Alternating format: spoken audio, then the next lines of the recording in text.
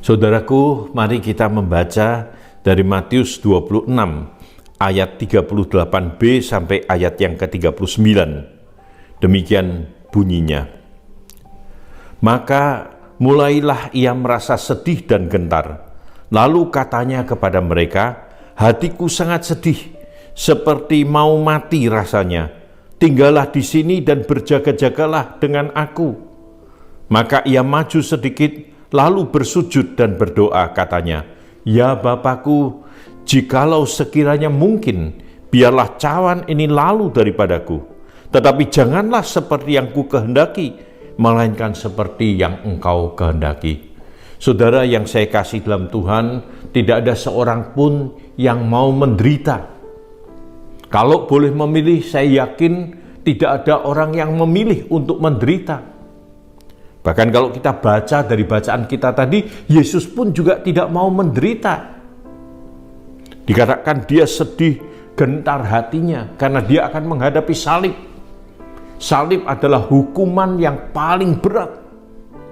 Orang yang mati digantung di atas kayu salib, dihina, diejek. Salib adalah hukuman bagi penjahat yang paling berat, yang mungkin kejahatannya sudah tidak bisa dimaafkan lagi. Yesus yang adalah anak Allah, dia justru menjalani hukuman salib itu. Dan dia sendiri berdoa 3 kali, minta kepada Bapa, kalau boleh cawan penderitaan atau salib ini lalu dari dia. Karena dia tidak mau menderita. Penderitaan itu dikatakan lahir dan batin. Secara lahir karena apa? Karena dia harus dipaku tangan kakinya, dibiarkan darahnya mengalir sampai kering dan meninggal. Secara batin menderita karena dia dipermalukan, digantung di atas kayu salib, orang yang lalu lalang menghina, mengejek, meludahi dan sebagainya. Sehingga dia minta kalau boleh penderitaan salib ini lalu daripadanya. Tapi kita melihat justru karena kasih Allah yang dikatakan begitu besar, yang dinyatakan melalui Kristus yang datang untuk menyelamatkan orang berdosa, Yesus 3 kali juga berdoa.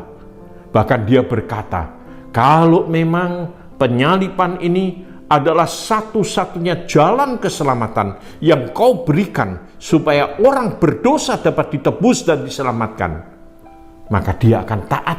3 kali dia juga berkata, taat kepada kehendak Bapa.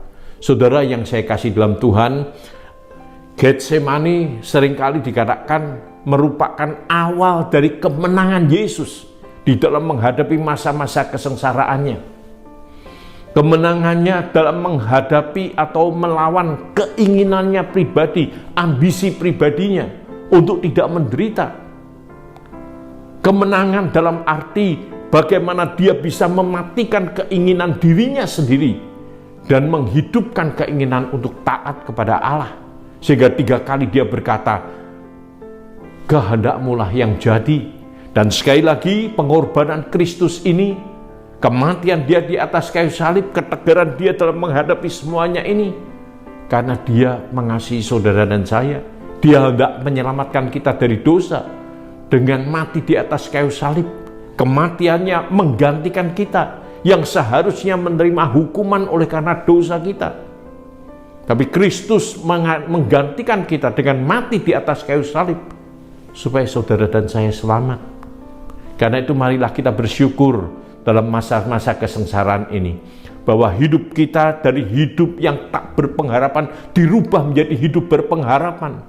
Bahkan hidup yang akan membawa kita kepada kehidupan kekal oleh karena karya penebusan Kristus. Tuhan memberkati.